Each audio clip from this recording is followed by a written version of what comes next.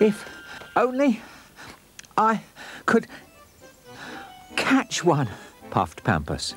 I could prove I'm right. And Pampus raced after the flying flower. Oh, what's the idea? Cried Uncle Onion angrily. Charging through my vegetable patch. I was trying to catch a flying flower, declared Pampus. I've never heard of anything so silly, exclaimed Uncle Onion. Flying flowers, whatever next? There's one, said Pampus excitedly. I must get it. That's not a flying flower, shouted Uncle Onion. But Pampus had gone. Oh. Ah. Oh. Mm. Oh.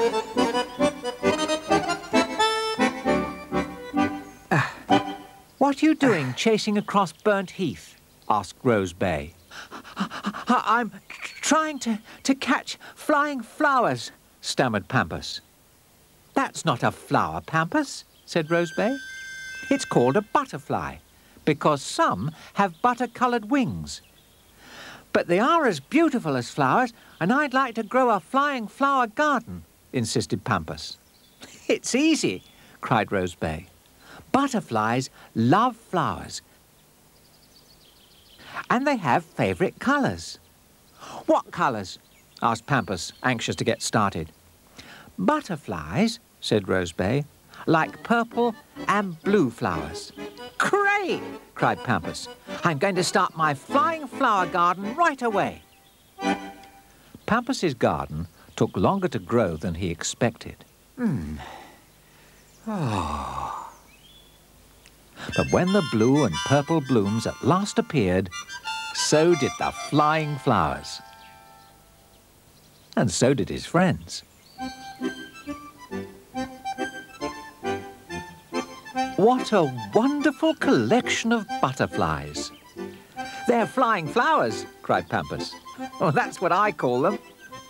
Well, you could be right, Pampus, said Delphinium. And to everyone's surprise, she told them that she now remembered that many, many years ago, that's what they were sometimes called. Flying flowers.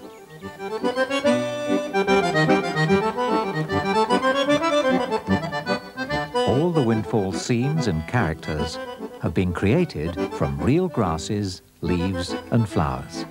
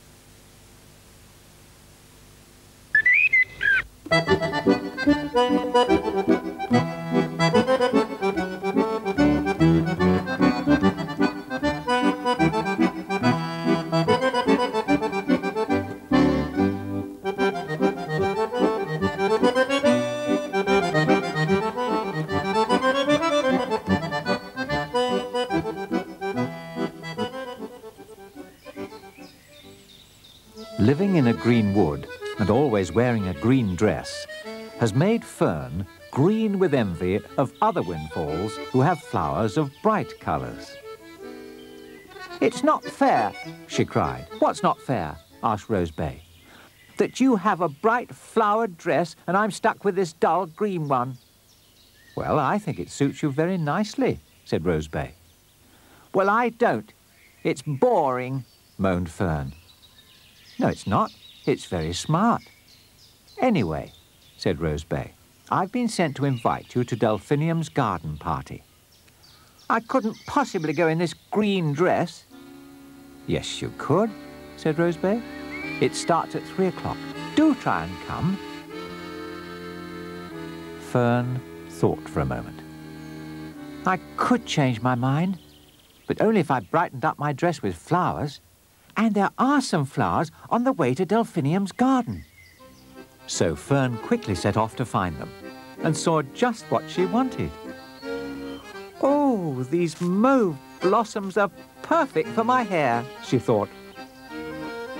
"And the red flowers, my favorite color. Oh, lovely. And the blue ones, so pretty. And the yellow daisies, so bright."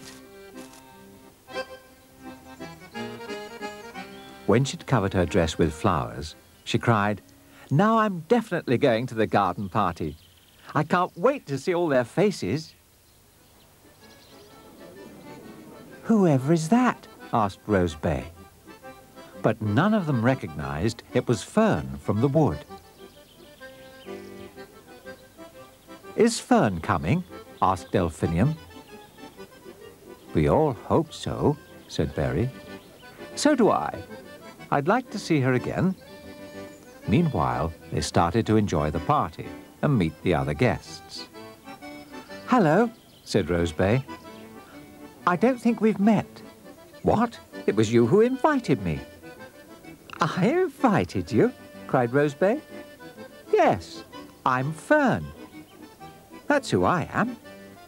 "But you look so different," exclaimed Rose Bay. "Hello!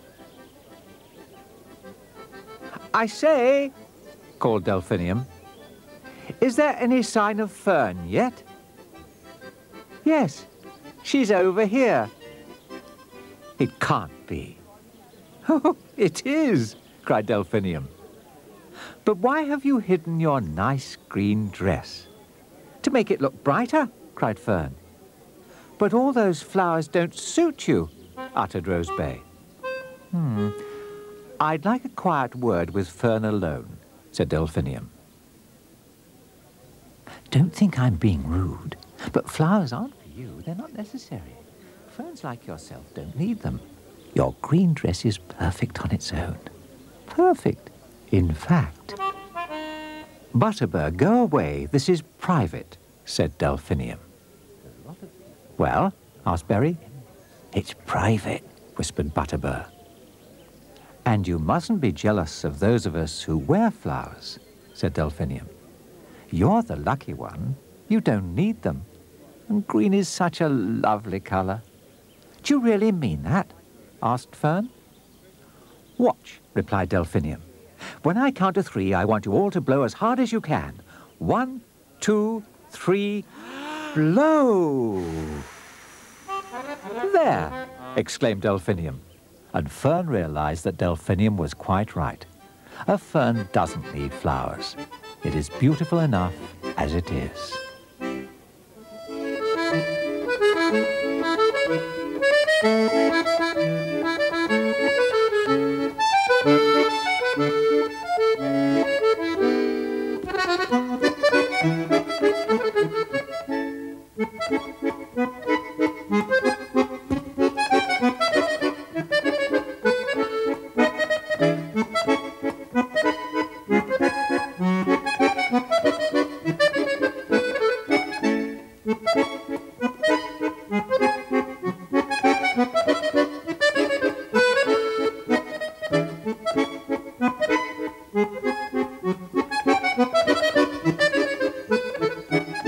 It had been a long, hot summer day, and now it was becoming a long, hot summer night.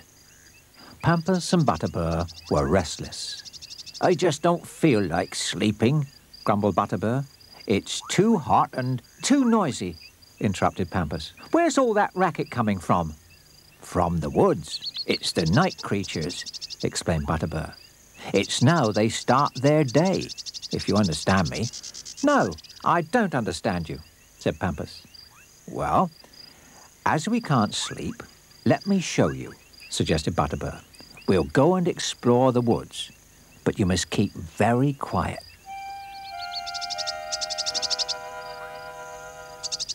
It was a lovely moonlit night as Butterbur and Pampus set off for the woods. It was very, very still, except for the chatter of the night creatures. When they finally reached the darkness of the wood, Pampus was feeling just a little nervous. After all, he said to himself, he did come from a town garden. Come on, Pampus, cried Butterbur. Don't lag behind or you'll get lost. But Pampus was standing rooted to the spot. Were all those little eyes looking at him? And what were those strange noises? Perhaps it would have been wiser, he thought, if he had stayed in bed. By this time, Butterbur was way ahead. It was so dark that he didn't know Pampus was missing. Keep still, Pampus, whispered Butterbur. Look, over there. That's an owl. They only come out at night. Pampus, are you there? Pampus! Oh, no, he must be lost. Pampus! Pampus! So there you are, exclaimed Butterbur. You had me worried. Quiet, whispered Pampus. Keep still. What's the matter? Asked Butterbur. You look quite shocked. Of course I am, stammered Pampus. I've just seen a flying mouse. A what? Inquired Butterbur. A flying mouse, repeated Pampus. At least that's what it looked like. A mouse with wings. Whoops! Oh, there goes one. That's a bat, laughed Butterbur. Is that what you call it? Said Pampus, surprised. A bat? Well, it should look where it's going. To tell the truth, replied Butterbur, it can't. Bats don't see very well. And look, now it's hanging upside down, stammered Pampus. Pampus, said Butterbur quietly, I think they're trying to tell us something. Look. What? Asked Pampus nervously. That we're not welcome in the night wood, continued Butterbur. It belongs to them after dark, and the two of them crept quietly home, leaving the woods to the creatures of the night.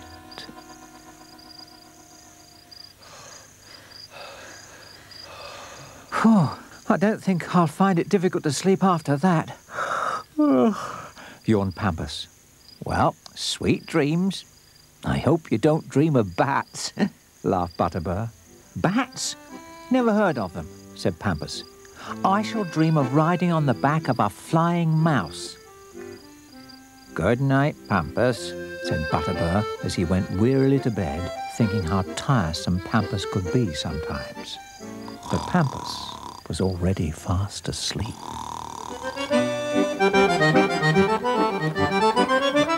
All the Windfall scenes and characters have been created from real grasses, leaves and flowers.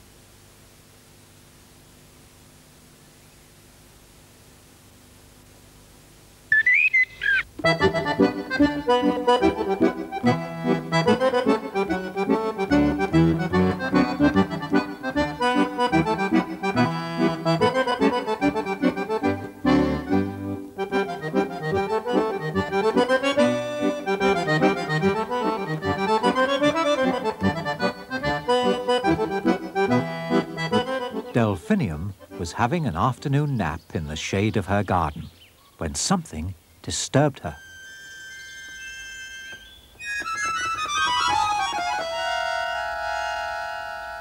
"And who might you be?" asked Delphinium. "I'm Thistle, and I've come to live in this lovely garden." "But I live in this lovely garden," exclaimed Delphinium. "There's nowhere else to go," cried Thistle sadly. "Everyone says I'm too prickly, so they throw me out." "Why don't you live on your own somewhere?" suggested Delphinium. "Then you'd have no problems." "But I get lonely," admitted Thistle. "Then you do have a problem," said Delphinium sympathetically. "But I may know just the person who could help you. Now, wait here till I get back, and I'll see what I can do for you." "Thanks," replied Thistle. "I'll protect your garden while you're away." "Protect my garden?" asked Delphinium. "Yes, I'll fend off any intruders." So Delphinium hurried off, leaving Thistle to mind her garden. And it was to Bramble Shrub that Delphinium had gone to talk to Berry about Thistle's problem. "He'd be welcome to live here," said Berry. "I'm used to prickly thorns, and so are my friends. See? He wouldn't mind at all." "That's wonderful," exclaimed Delphinium. "I'll go and tell him the news." "I'll come too," said Berry helpfully. "Then I can bring him back."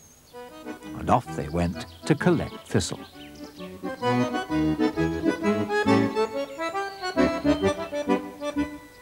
Delphinium and Berry decided to take a short cut through a meadow when they came across Cowslip.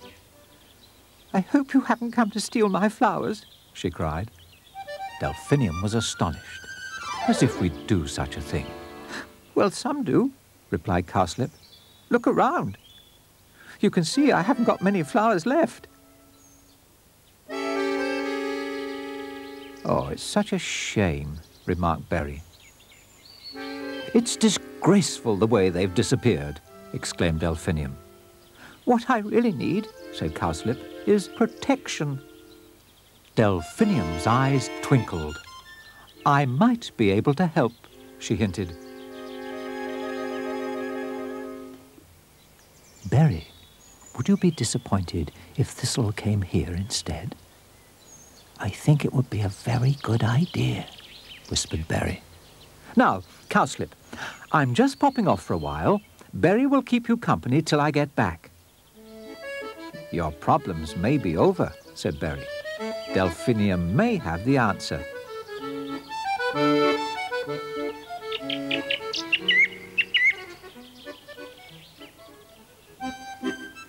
It didn't take Delphinium long to return with Thistle. "Now, Thistle," said Delphinium, "would you protect Cowslip and her flowers?" "Yes," declared Thistle. "I'm very good at that. With all my prickles, no one would dare come near." "That would be fantastic," said Cowslip. "Only one thing is, you'd have to be here all the time." "You mean I could live here?" "Well, yes, if you wouldn't mind," replied Cowslip. "Mind!" exclaimed Thistle. "I'd be only too glad." "Then it's all settled," smiled Berry happily. "Yes," said Delphinium. "In return for a permanent home, Thistle will make sure that Cowslip's flowers are safe." And it proved to be a perfect arrangement. Thanks to Thistle and his protection, Cowslip's meadow soon became ablaze with flowers.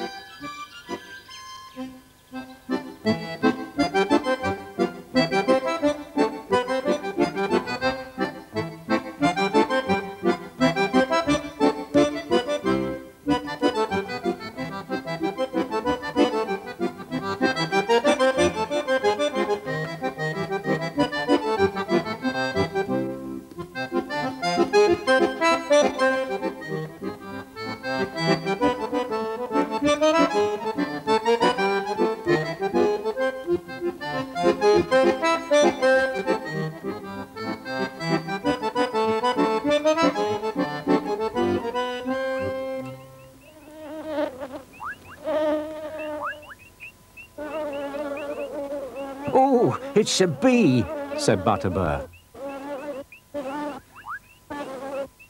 Go away, bee. Ow! I've been stung. Yo! Butterbur was still groaning when Uncle Onion came by.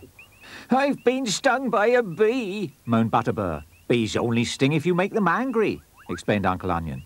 Well, I'm angry now. It hurts. Is this where it's sore? Asked Uncle Onion. It was, cried Butterbur, but the pain stopped when you touched it. Uncle Onion, you've got a magic touch. Well, I never, chuckled Uncle Onion. What's the matter, Rosebay? Asked Uncle Onion. A bee has stung my foot, she cried. It hurts so much. Go on, Uncle Onion, said Butterbur. Use your magic touch. All right, I'll give it a try.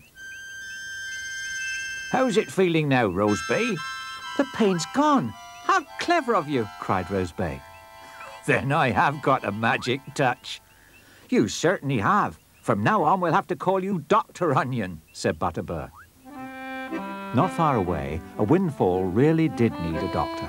Oh, I've twisted my back. I'm in agony, cried Delphinium. I'll go and find you a walking stick, said Berry. Thank you. It might help a bit. I won't be long, said Berry.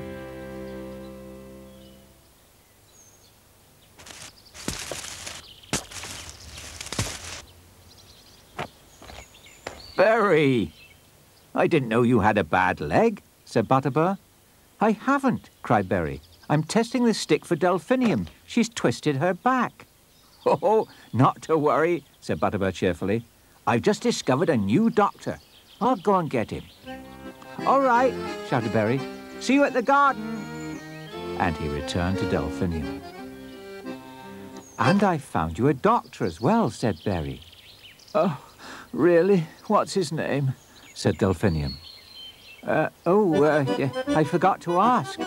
But here comes Butterbur. He'll know. It's nice of you to come, said Delphinium, but I'm waiting for the doctor. This is the doctor, cried Butterbur. But he's Uncle Onion. But I have a magic touch, declared Uncle Onion. I can make pain vanish. Is this where it hurts? He asked. Yes. Mr. Onion, I don't know what you've done, but it still hurts.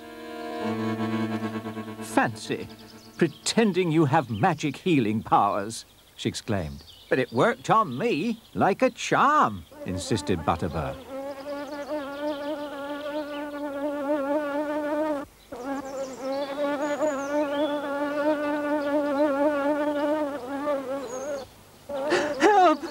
Stung! Oh, the pain! Oh, the pain! Let Uncle Onion have another try on your sting, said Butterbur. All right, your last chance, agreed Delphinium. Oh, it's worked, cried Delphinium. Mr. Onion, you have got a magic touch, but why couldn't you ease my back? Maybe I can only cure bee stings. I think that's nearer the truth, said Delphinium. But you must admit, replied Butterbur, he is still clever. Indeed he is, exclaimed Delphinium. And we must always remember that Onion... I've twisted my back into place. I'm free of pain. What was I saying? Oh, yes, onion skins make bee stings disappear. And she was quite right.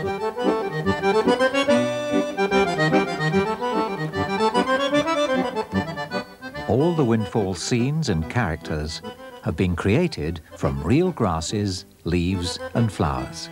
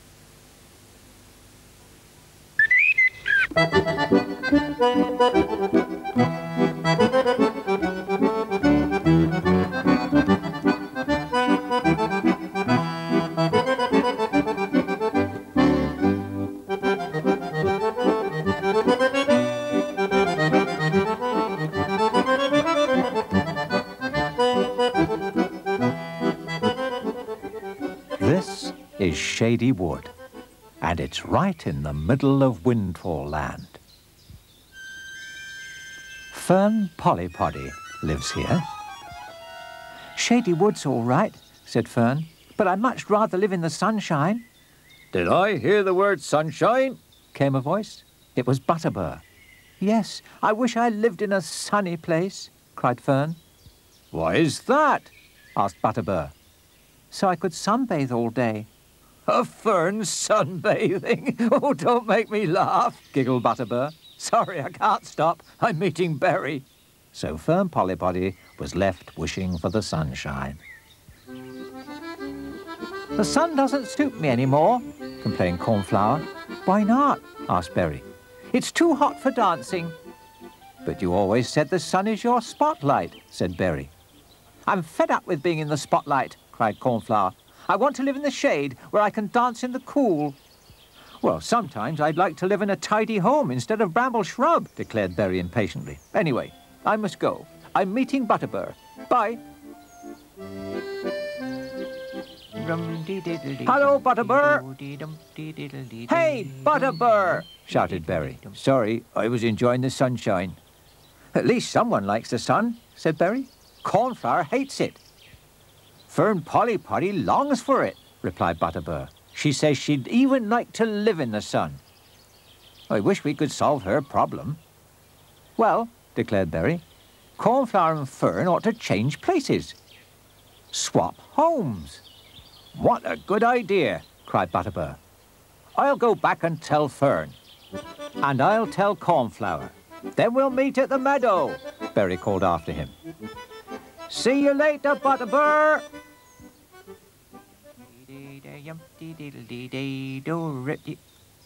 Oh, there you are. Listen, said Butterbur. Berry's had a brilliant idea. Really? Tell me. I'll tell you on the way. On the way where? Asked Fern curiously. To Cornflower's meadow. Come with me. Oh, I'd love to change homes. If Fern Polypody agrees, said Cornflower. Well, ask her. Here she is now, said Berry. Would you really like to change places with me? Asked Cornflower. Yes, I'd love to see what it's like in the sunshine, said Fern. Good, then it's settled, said Berry. Thanks to your good idea, exclaimed Cornflower. Well, all that's left to do is to show Cornflower her new home, said Butterbur. And I'll stay here, said Fern happily. And she began to settle down in her new home in the sunny meadow. Oh, oh, oh, oh, I've made a dreadful mistake, cried Fern. The sun doesn't suit me at all. I'm sunburnt, thirsty and hot. But you said it was your dream to live in the sun, said Butterbur. Well, now I just want to go back home, replied Fern irritably. What about Cornflower? Asked Butterbur. You can't throw her out. Oh, what am I to do, Butterbur? What am I to do, Berry? The shade doesn't suit me, declared Cornflower. You'll have to get used to it, said Berry. By now, Fern will be well settled in the meadow. No, I'm not, cried Fern, running in. The sun doesn't suit me at all. And the shade doesn't suit me, declared Cornflower. Well, this time I have the brainwave, chuckled Butterbur. Why don't you both go back again to your own homes? And this is what they did. Because, you see, Cornflower needs the sun and Fern the shade. But they had to find out for themselves the hard way.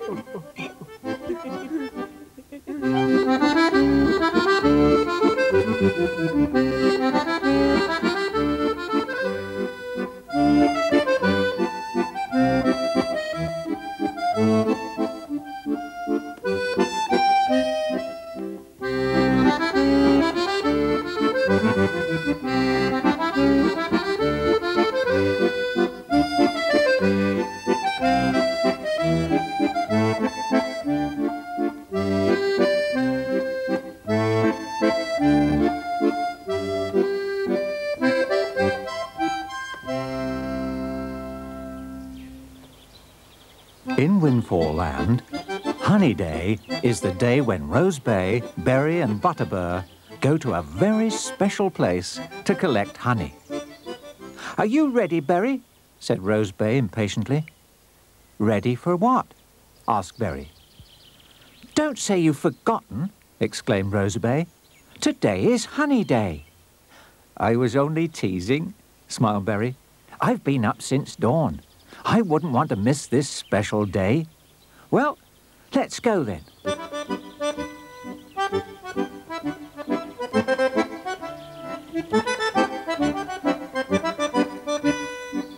Well, here's our hollow tree, said Rose Bay. I wonder how much the bees have left for us this time. But Butterbur isn't here yet, replied Berry. We'd better wait for him before we share out the honey. Well, I think I'll just have a quick look to see. That's funny, said Rose Bay. There isn't any. There must be, cried Berry. Let me have a look. Well? You're right. The hollow is empty. Oh, I'm sorry I'm late, puffed Butterbur, rubbing his tummy. I can hardly wait for my honey. But there is no honey. The hollow is completely empty. It can't be, exclaimed Butterbur. The hollow was full when I had a sneak look this morning. Well, see for yourself, said Berry. It's all gone, exclaimed Butterbur. I can't believe it. Are you sure you didn't eat it? Joked Berry, but Butterbur was not amused. I don't think that's very funny, replied Butterbur indignantly. Where are you going? Cried Rose Bay. To prove I didn't eat it, shouted Butterbur. We were only joking, called Berry. Come on back. We've got to find the honey. What's wrong, Butterbur? asked Pampus. I can't explain, Pampus. I'm trying to solve a mystery. Well, in the meantime, have some of this lovely honey. I was going to give it as a present to Delphinium, but you can have it instead. Honey? Where did you get it from? asked Butterbur. In an old hollow tree at the bottom of the lane, answered Pampus. Butterbur couldn't believe his ears. Oh, thank you, Pampus. Now I can prove I didn't eat it. Come on, cried Butterbur as he ran back to Berry and Rose Bay. Berry, Rose Bay, I've solved the mystery of the honey. But where did you find it? asked Rose Bay. Pampus took it. I'm sorry, said Pampus. I didn't know it belonged to anyone. Well, now that's cleared up, perhaps we can share it out, declared Butterbur. But there's still a mystery for me, interrupted Pampus. I found the honey in the tree, but how did it get there? From the bees, they all chorused in astonishment. But where did they get it from? asked Pampus. From the nectar of flowers. And then what? persisted Pampus. They take it somewhere like the hollow tree, continued Rose Bay, and turn it into honey. How very clever, declared Pampus. And how clever of me to find it for you. No, not you, Pampus. It's the bees that's clever. Look for yourself.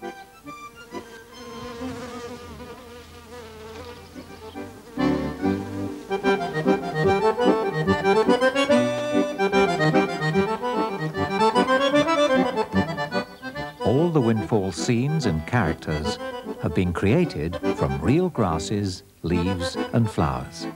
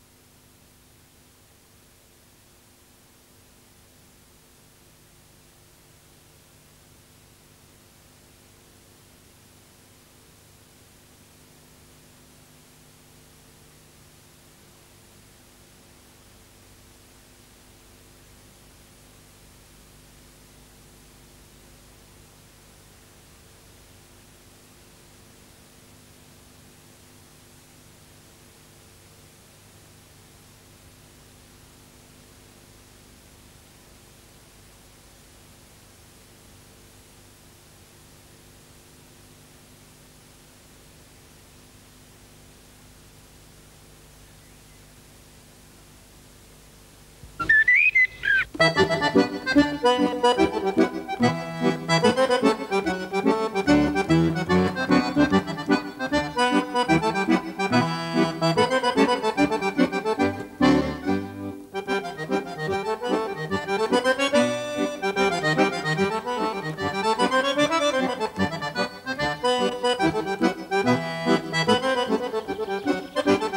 is a very special day because it's Rose Bay's birthday. Many happy returns. Thank you, Berry, smiled Rose Bay. You will be at my party later on, won't you? Of course, said Berry. I wouldn't miss it. Terrific. Butterbur and Uncle Onion are coming, and my friend Clover. I can't wait, replied Berry. And guess what? Whispered Rose Bay. I've got something very special for us to eat. What is it? Asked Berry. I've hidden it because it's a surprise, said Rose Bay mysteriously. Great, smiled Berry. I'll see you later. As soon as Berry was out of sight, Rose Bay went to fetch the surprise party treat. But a nasty shock was in store for her. My strawberries, my special party treats have disappeared, she cried. But where have they gone? Oh, no. The birds have eaten my strawberries. This is terrible. My party is ruined. Happy birthday, said Butterbur. I know I'm early for the party, but I couldn't wait. I'm sorry, there is no party, sobbed Rose Bay. The birds have eaten the party surprise. But it's your birthday, exclaimed Butterbur. You must have a party. I'm too disappointed to enjoy it, cried Rose Bay. When the others arrive, tell them I'm sorry, but it's all off. Where are you going? Asked Butterbur. For a walk on my own, replied Rose Bay miserably.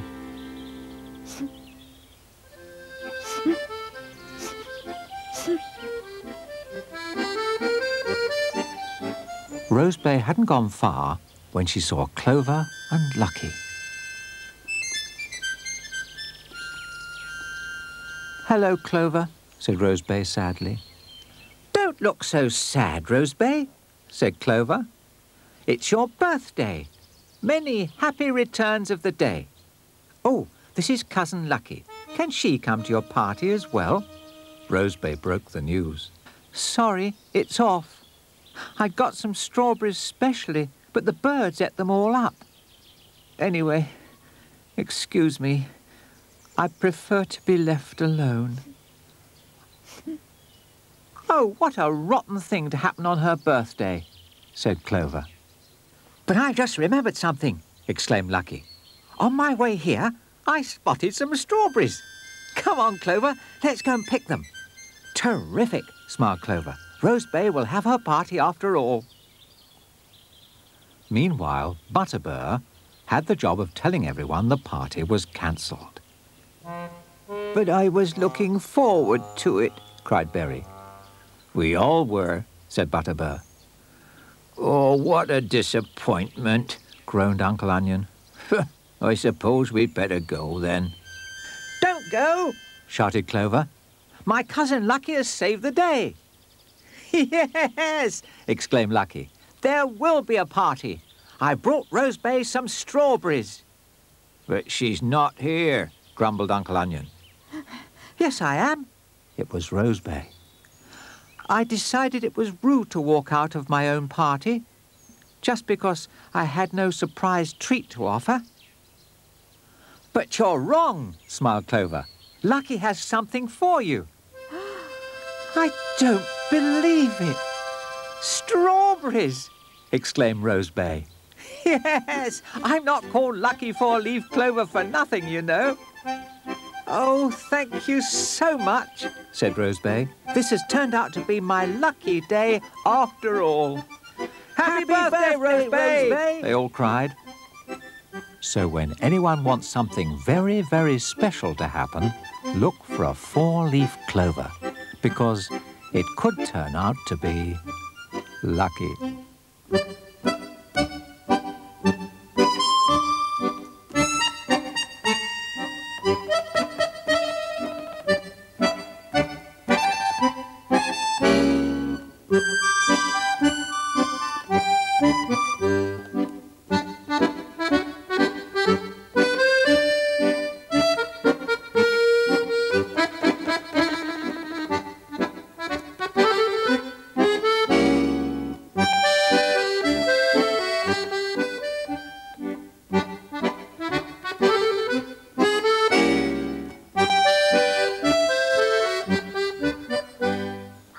This is Windfall Land's vegetable patch. And these crows are not welcome because they eat the freshly planted seeds. Here's Uncle Onion. Shoo! Shoo! Shoo! He shouted. Oh, my goodness, I'm too old for this. Too old for what? Said Berry. Chasing those thieving crows away, panted Uncle Onion. That's no problem, declared Berry. I'll keep the crows away. Thank you, said Uncle Onion gratefully. He then went off to continue some digging. Off you go, crows, shouted Berry. Go on, shoo! Shoo! He called again. But the crows took no notice. Berry began to worry. Oh, help! What am I to do? Obviously, his shout for help had scared the crows. So he did it again. Help! Help! Help! Berry was beginning to enjoy this. Help! Help! Help! Help! Help! Help!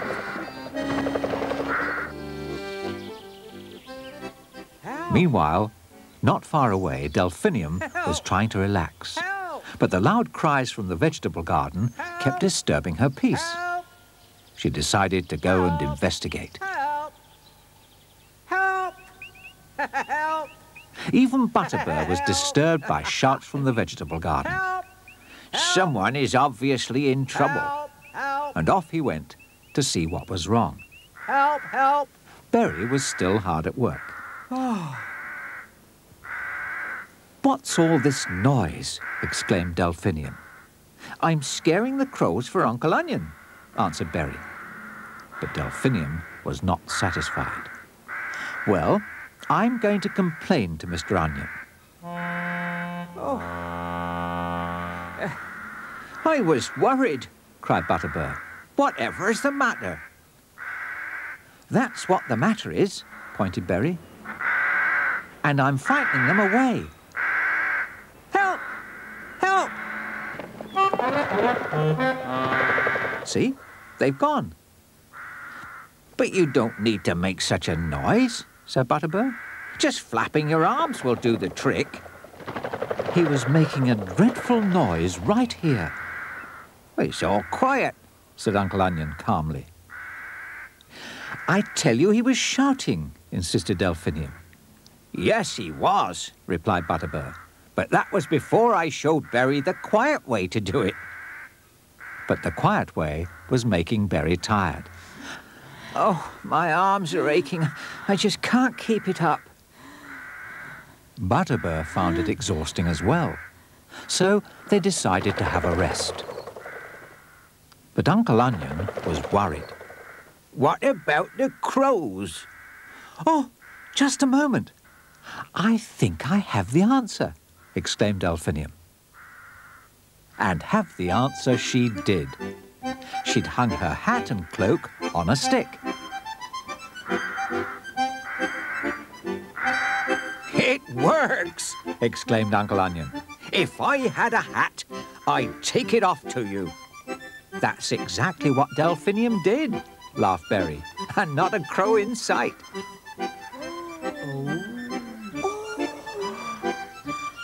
Now, what shall I call my invention? Asked Delphinium. And, as they all watched the crows being scared away, they all agreed that it should be called a scarecrow.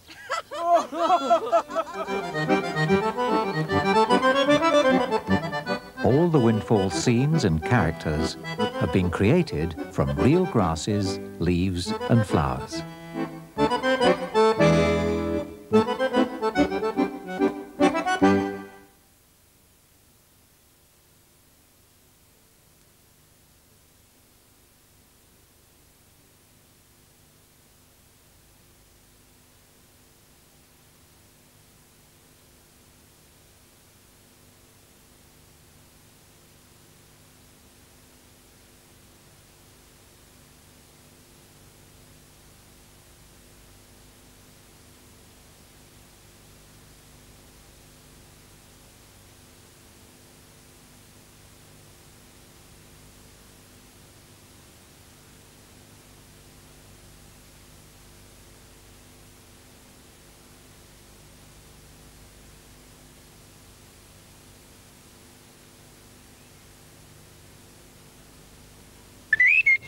When